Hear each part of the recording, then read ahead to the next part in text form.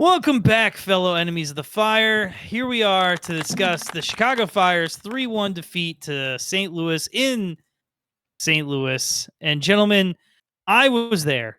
I drove 6 hours to watch my team give up a goal in the first 2 minutes of the god game.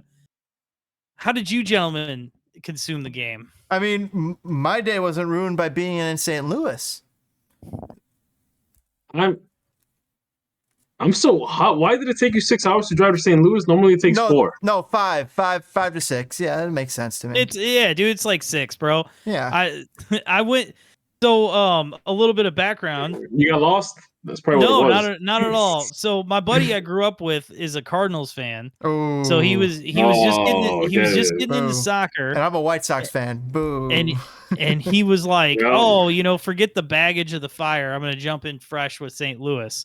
Really? So last season he came up and we got to sit in some really nice seats in Soldier Field and watch the Fire win. Yeah. And so he returned the favor by getting a hotel room that was right across the street from the stadium and Busch Stadium what is it now? No, from what is the name of that stadium? I don't know. It's pretty nice. It's decent. It's at the dog food stadium. Dog Park probably Stadium. is. Yeah, Dog Park Stadium.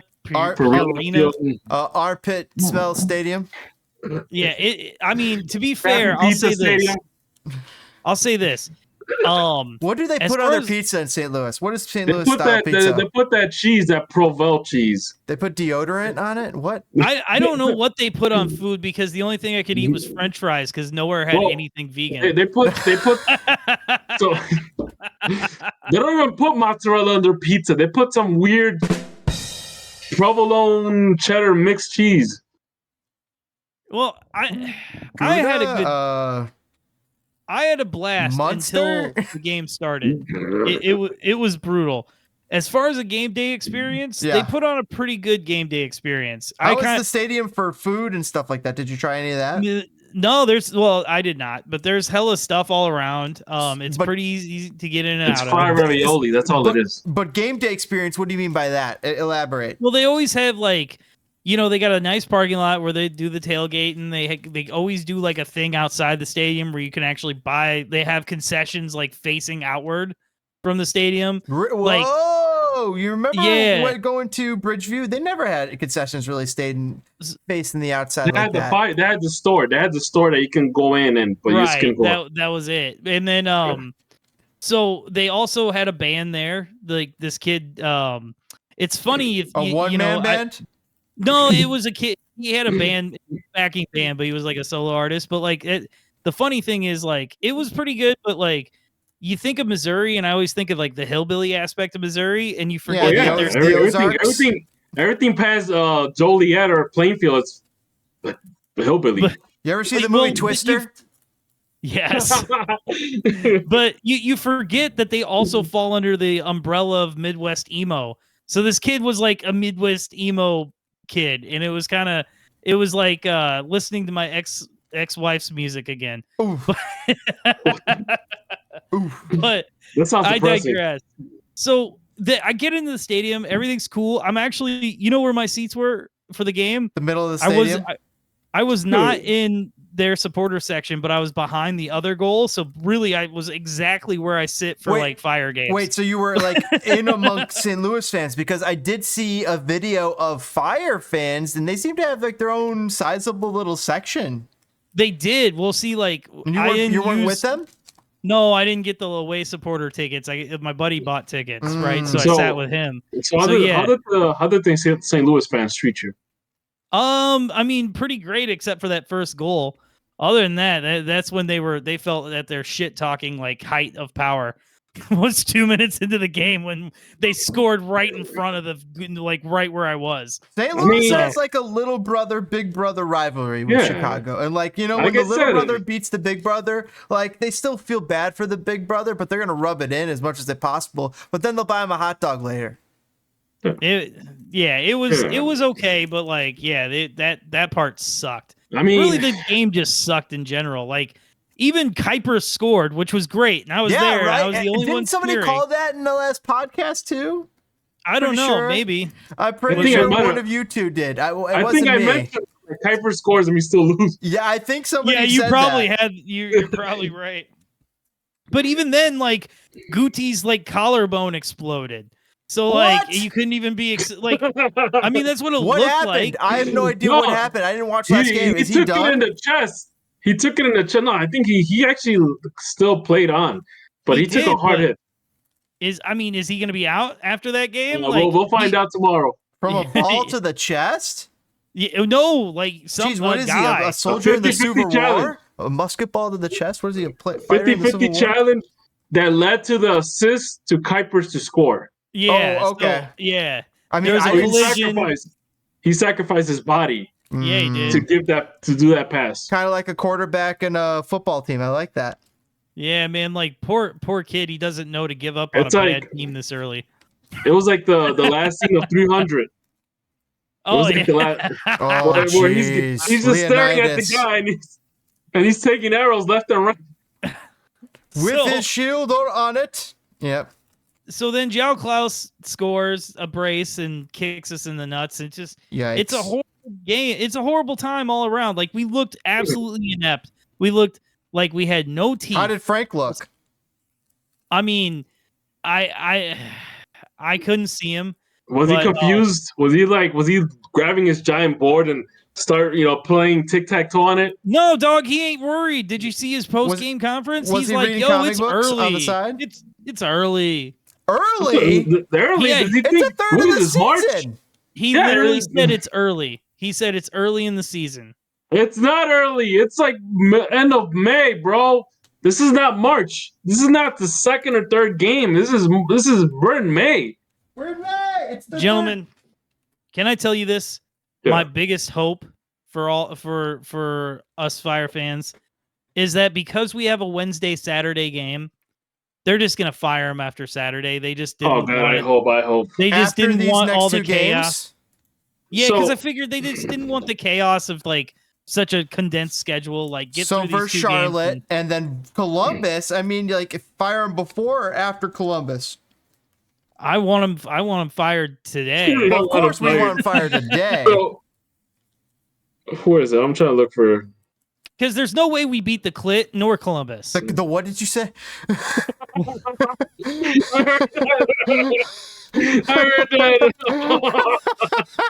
Have you never seen like their little abbreviation? It's CLT.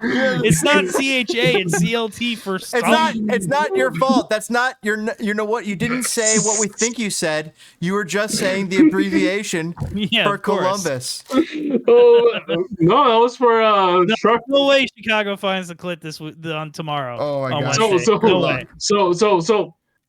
here's the thing, and this is something that What's the thing? So here's. You're gonna flick that fling? Are you gonna flick it? You can just flick that thing. Not the Clit, okay? But here's the thing. We're not talking about Columbus anymore. We're moving on to what you're talking Charlotte. CLT. Oh, that's a different CLT. That is Charlotte. Yeah. Say CLT as a word. CLT, Charlotte. No, don't abbreviate it. Yeah, sound it out. Sound it out. Slut.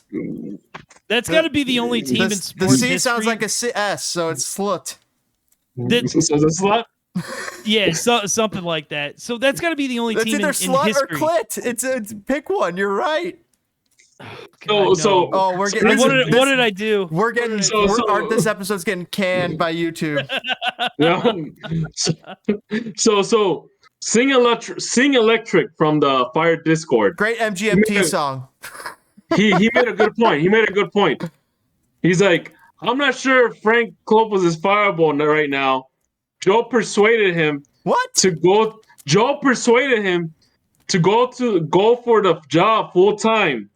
Only Joe can fire him, and I don't think he wants to do that now. Well, after they struck out on Jesse Marsh, like they could have got Chris Armas. And who's is leading? He doing anything? We could have got. He's leading Colorado. Colorado's doing much better than they're doing the better, Fire. but are they doing anything special? Well, they're doing better than us. Well, they're doing better than the Fire. But immediately still, better. We've been so bad for so long. Better isn't really going to cut it. We're going to have to be good the next time we're good. We just need to be better, though. We do just need to be better. you know what's gonna happen? We're gonna go through another reconstruction era. Oh, it's coming with a new it's GM. Coming. Well, it shouldn't. We have pieces and we have open DP slots at the end of the season. This shouldn't be a complete teardown. But Frank Klopas is coaching these guys down to where it's going to be a complete teardown. And we're going to lose 2 years of fucking progress. I don't blame Frank. I blame the guys who keep Frank in charge. I blame the GM. I blame Shites. GM. I blame Shites. I blame the guy. I blame the guy that can't make any deals happen. Can't get a real coach. Nope. Yeah. I don't care. You know, I would trade in the training facility. I would trade in everything good everything better this club has done in terms of in the community. I would trade it in for a great GM and a great coach. So you'd be fine. Hold on. You'd be fine with Sector Latino being banned and us rocking the crown in navy blue winning games? Oh, I said in the community. I made it clear in the community. All right.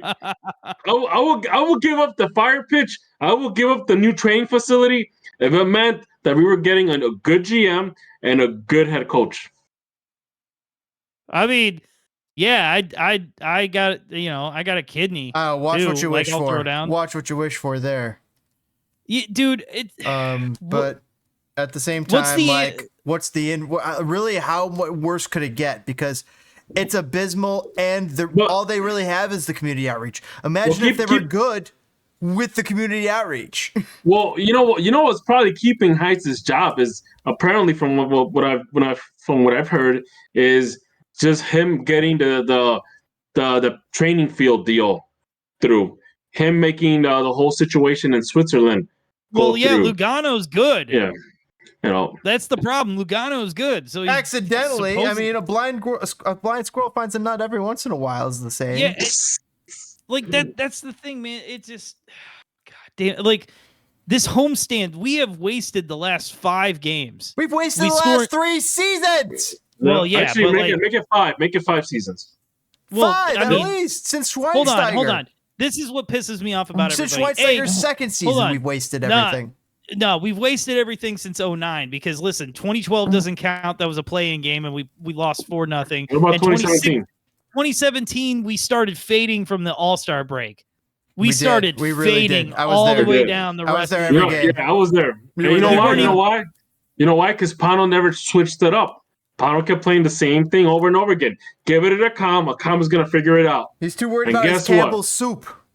Oh, dude, Akam's on Mike McGee's TST team, by the way. Oh yeah, that's gonna be fun. Gonna have to peek into that when it happens. Yeah, we'll have to talk about that later. Oh, wait, guys, check out Sneaky Fox by Mike McGee. Shout out to our MVP. All right, I got one. Are we still talking about the fire here? Because I have a question. Maybe and it's totally aside. DPG, have you been watching a little Netflix Wrexham? I have. I told you so. For those of you guys that don't know, I actually watched the first season of Wrexham when it first came out. I stopped watching it like an episode, like towards the end of it, and that's cool. People are happy and great. My thing is, I know American sports and I know how American owners are, and at the end of the day, the American and the owners are going to show. It's just a matter of time. But here's the thing, DPG. The owner of Wrexham, one of them is American, the other's Canadian. That's even worse. So James, I think I know what you're about to reference. So I want you to. I have feelings. Go. I don't know what I'm referencing. Go on. Oh, I thought you said okay. So take the words right out of my mouth. Yeah, I saw an article that said something about how like MLS should go after like Wrexham players after this promoted. Yes, and it's that's like, a good, dude, interesting comment. And yeah, what do you think about that? That's so dumb. Like that is dumb. That's like getting that like Matt Sheldon from the 2nd division because his YouTube channel's big. Like these guys are not on level for like either these guys are not at MLS level yet. Like the show is cool and exciting, but they're like. That when you saw Wrexham do their U.S. tour last year, they got stomped. And like that, I mean, I do. Oh God! Look, man, I am gonna say that article was written by some sort of Wrexham mark. That article was written by somebody that saw the first season on this, said, "Oh my God, MLS should sign some of these guys." I never watched a game of soccer. Yeah, it's not an informed take but I will say this, man, it's a little bit more exciting to talk about than like we're at that point of the season where Fire fans are starting to look at people like the most rizless, bald, white, Eastern European people and being like the Fire should sign them. The most uninteresting, boring players you've ever seen. That's how bad things are getting. Have you seen the Fire's left backs? Some of the most rizless people who have ever existed. Have you seen both the Fire's left backs? And they literally are spitting images of each other. Yeah, no, it's Doppelganger City, man. All right. Speaking of... But we're talking about bald white guys. Let's move on. Wait. Just to touch up with Wrexham and the released and their list, like there's absolutely no. They should not be going after the glorious Wrexham players. No, there's not like if they're getting cut by Wrexham, they're not good enough, dude. The only Wrexham player I would want they'll would probably be be Paul good enough for Mullins. Chicago Fire, and let's be realistic. They're probably good enough for Chicago Fire. I don't think so. I don't think so. Look at all the Fire rejects who are having huge Lugano season. Like, you know what I mean? Alceda, Shabilko, like these guys are. The only time the MLS should even consider looking at a Wrexham player is if the team has made it to the championship. Exactly. Or as it's in a Premier League. And when I mean the championship, I'm not talking about, oh my God, they're about to get relegated back to D1. More or less just, they're fighting for promotion. There's a guy that's available. Let's sign him. That's the only time. And I agree with you. Wrexham just isn't on the level of MLS. But this is, this show has created all these fake soccer fans, that don't care about soccer. Well, people who enjoy the spectacle. And you need some of those. You do need that. Like, you're saying look at how many spectacle. If you brought in Tozer, you brought in McFadzean, you brought in Hayden. Yeah, I agree. The spectacle is really that's not Paul spectacle Mullen. for you. That would be it. We got Wrexham's reserve player cast off. Come buy tickets. It'll sell like 3 season exactly tickets. What happens, man? Someone puts out a documentary and they think they're the expert. It's gonna sell two tickets and like maybe 3 jerseys.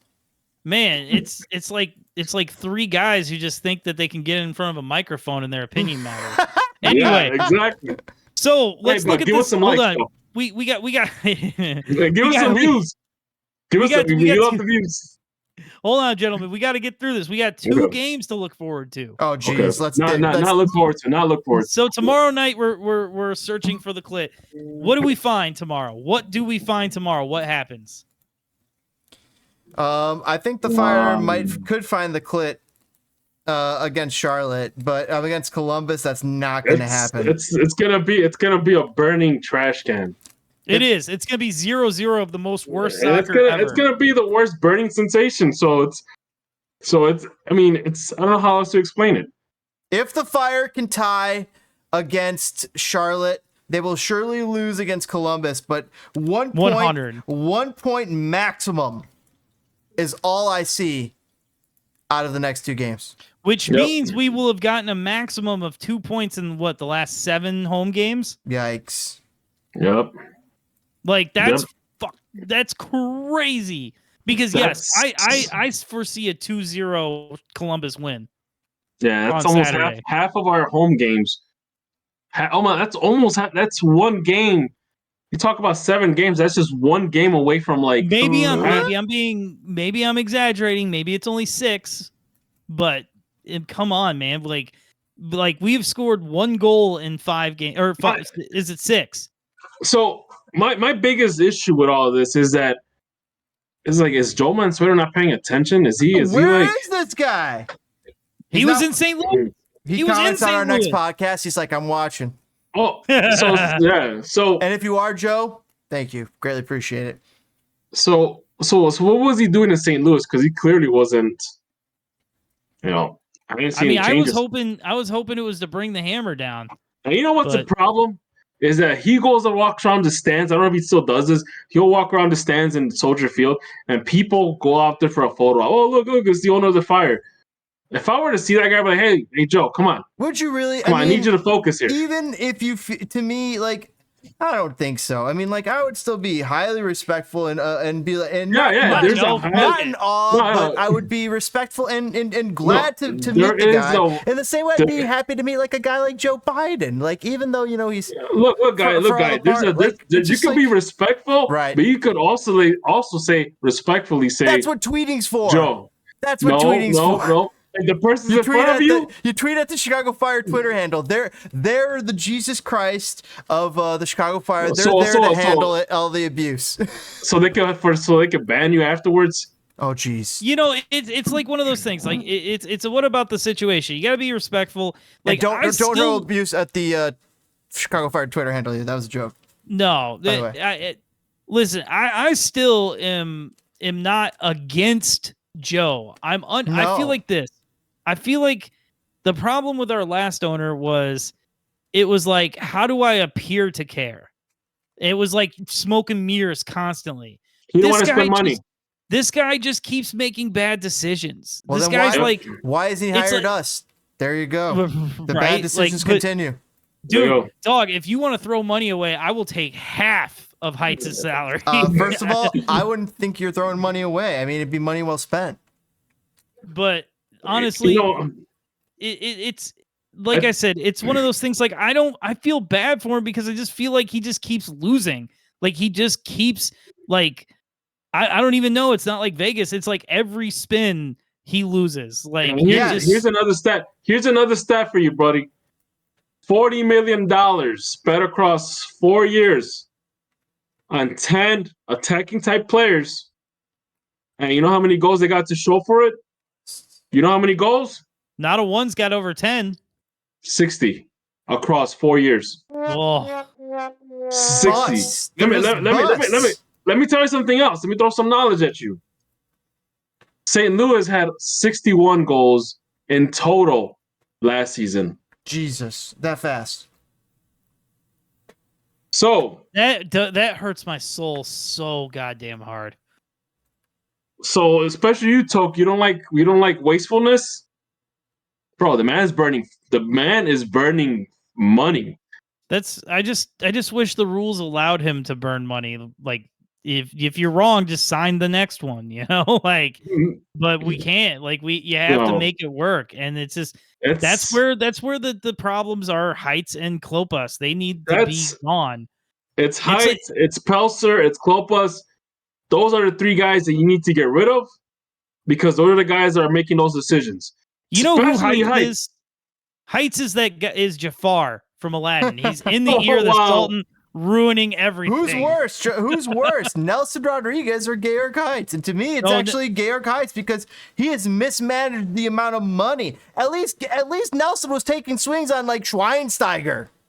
No, Nelson was here to shut the team down. That dude. Yeah, he was. Nelson just secretly he pull a.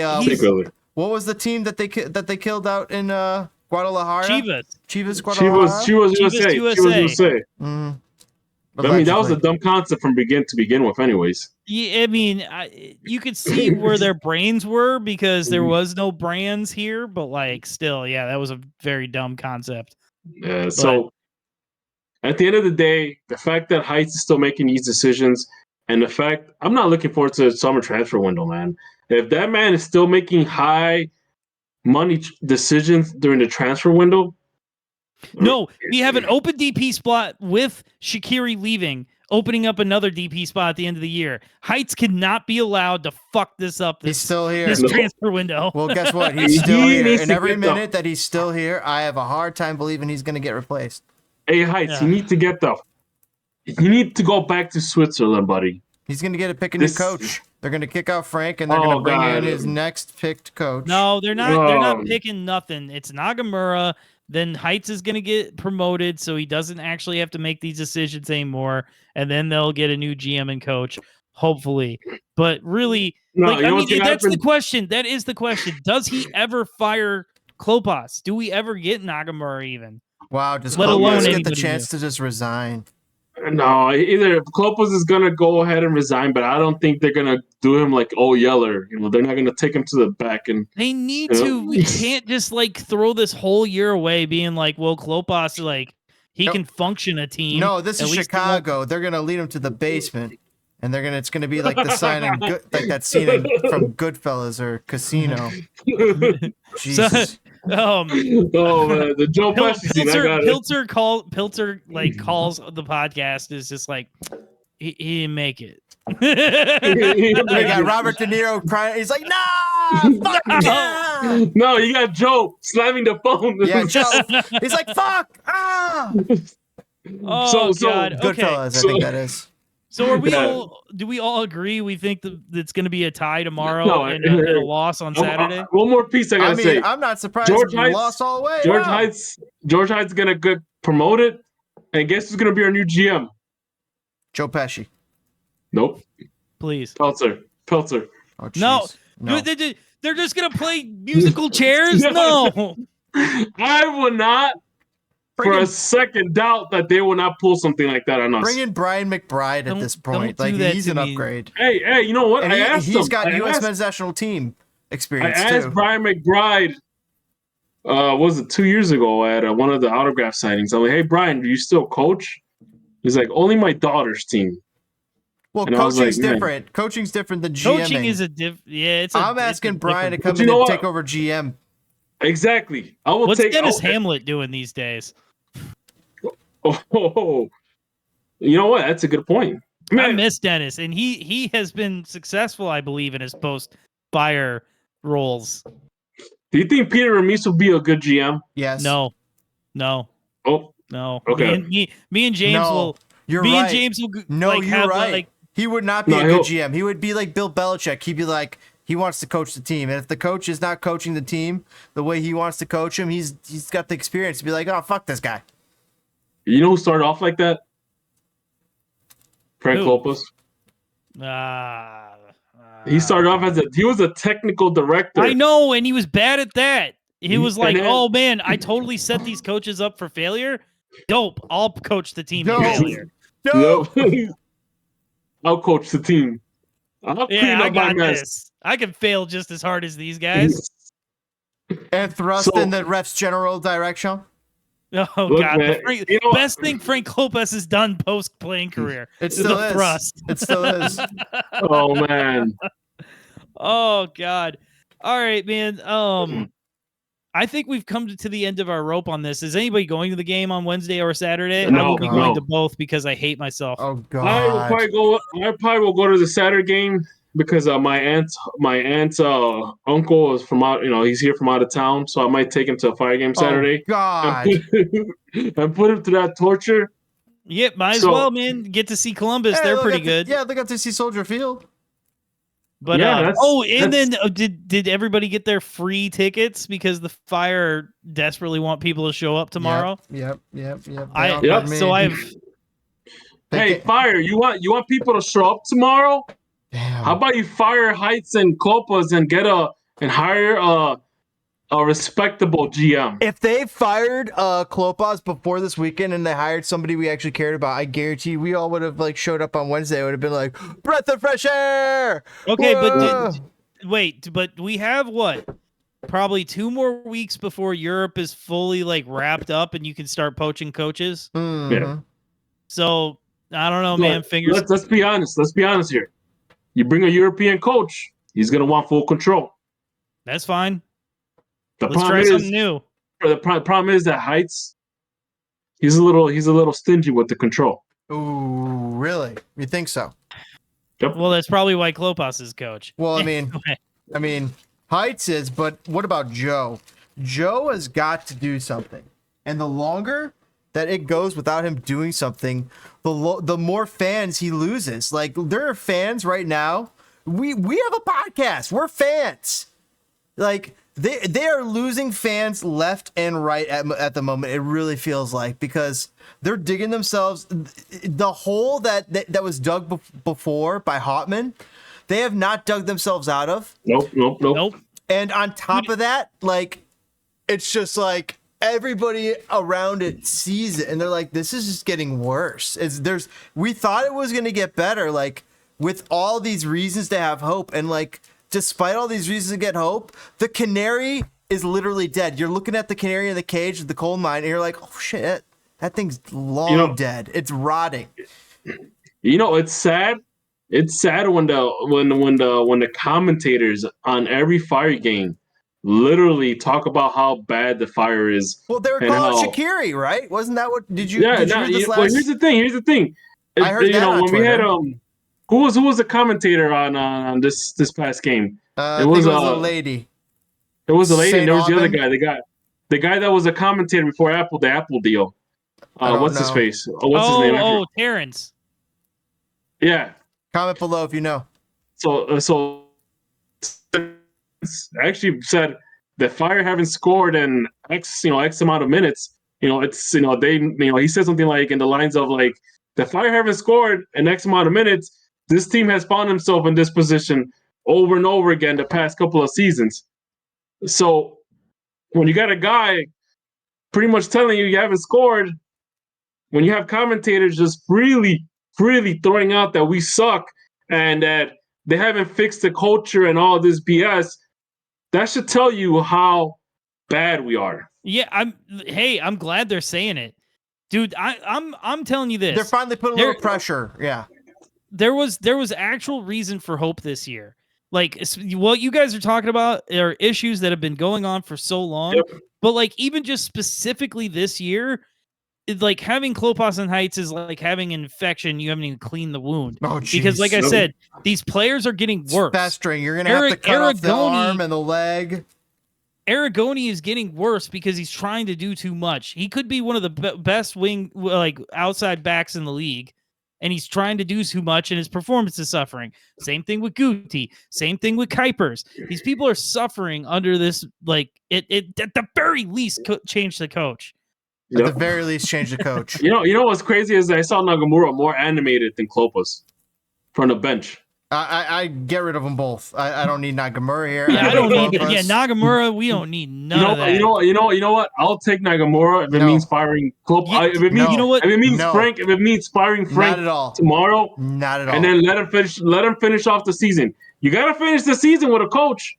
No, not my. I'm with Nagamura. DPG on. I'm with DPG on this. Just different. I'll take different. It is different, but I'd be careful what you wish for. I'll take different up until the end of the season. After that, you get rid of difference, and you bring something a whole lot of different. You got to. And speaking about a whole lot of different, we'll be bringing a whole lot of different on the next episode. So, gentlemen, I think this is a wrap. Everybody, thank you for if you've gotten this far, we love you. Kick that like button, subscribe, comment, all that good stuff. We're around, and you can probably tell different people comment from the same account, so you never know which one of us you're talking to. Hey, by the way, so who's the Fire playing tomorrow again? I'm not what Charlotte. Why? Is there something funny about Charlotte? Yeah, CLT or a slut. Good night, everybody. We love you. Peace out. We'll see you guys later. Have a good one. Kick that like button. Punt it. See you next time on Enemies of the Fire. Woo! Comment below. Love to read them.